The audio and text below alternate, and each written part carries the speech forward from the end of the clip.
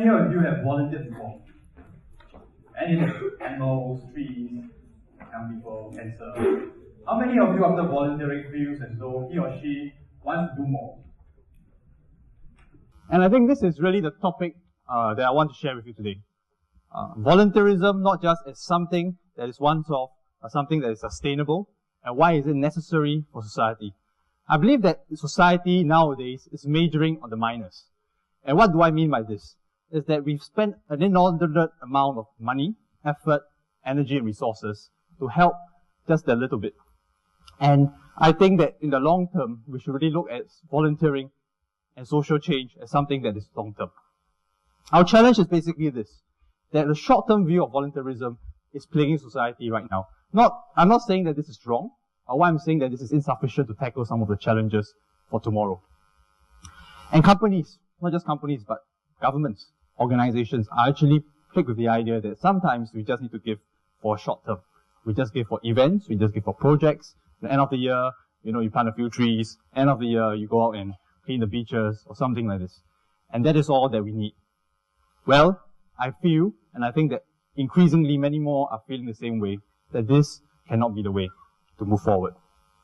And so society struggles to help those in need. Why do we have AIDS? Why is there youth issues that have not been solved? Why are there so many things that does not require just people coming down once a week, but require a daily effort?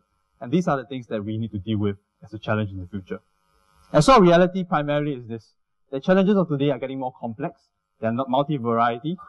You can get something and Facebook it tomorrow. Impacting society does take time. It doesn't just involve a one-off project, but something that requires a change of the whole entire ecosystem of helping a particular cause. And this true impact requires something that needs a lot of people to drive, many like-minded stakeholders, and shared commitment. And so I propose that sustained volunteerism is the way forward. It's not just about doing things differently, but also thinking differently. And I think there are three key pillars to that. Changing our mindsets from within, understanding there's a shared commitment among various stakeholders, and last but not least, planning for the long term. Now, changing from within requires a paradigm shift. And I think it requires the change from individuals, where we need to understand that we are not just giving a value to someone else, but we are actually part and parcel of a connected society that we have to serve one another and help one another. And for families, we need to give the best form of education for our young. Not just in terms of getting a good job into the future.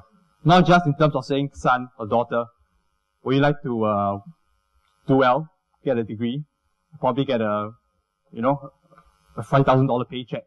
More importantly, son and daughter, would you like to get a degree? But more importantly, can you give back to society after you've gotten this degree? And I think that is where the crux of education really lies. Not just in the individuals, but also in the family. And thereafter that, we need for companies too, to understand that service to the community does not just mean earning more money or profits, but also continually giving back and changing the way they do things. Where you don't just link paychecks to performance, but paychecks to service. And I think there is some way in which some companies are beginning to see that. Last but not least, for society itself, where there's a shared commitment among various stakeholders to plan this for the long term, and getting people involved into particular causes that they are passionate in. Some might be involved in the environment, some might be the youth, some might be cancer, some might be tuberculosis, and so on and so forth. But whatever is the case, it is fundamental and it's imperative for all of us to understand that this requires a sustained effort. And so, we need to give to last. It is not just giving for this year. It is not just giving for the next 5 years, but it's really a real change that we really want to see to last. And I believe that when we give to last, when we understand that service to the community requires a combined effort, we would truly create people who are more responsible and more committed and not just seek for short-term results. Families too will be much more enriched, not just on the Saturday trip to the supermarkets or to the shopping malls, but the Saturday time of service, to a community or to someone that is in need. And I believe that this is one of the best forms of education that parents can actually give to their young, when people are meeting with actual needs. And companies too are transformed in the way they do things. And many companies have seen that, and they know that this is the right way. Unfortunately, there isn't time. But I believe that more and more companies need to see that and move into this direction. And last but not least, a society that truly empathizes one another. Not just from the government, but all the way down to everyone and every sector of society, where we understand real community needs and we try our best to tackle these challenges collectively. So, giving to last.